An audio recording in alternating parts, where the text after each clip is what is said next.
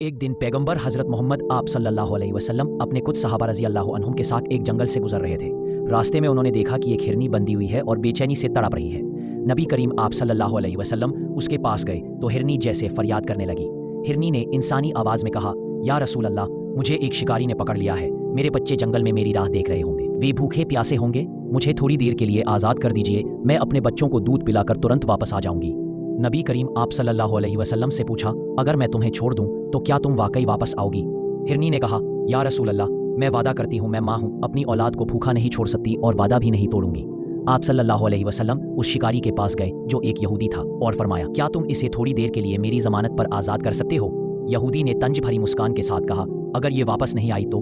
नबी करीम आप सल्लल्लाहु अलैहि वसल्लम ने फरमाया, तो मैं इसकी जगह खुद रह जाऊंगा। लेकिन नबी करीम आप सल्लल्लाहु अलैहि वसल्लम की बात मान ली गई। हिरनी को छोड़ दिया गया।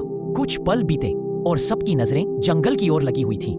तभी अचानक हिरनी वापस आ गई, अपने छोटे बच्चों को दूध पिलाकर वादा निभाते हुए।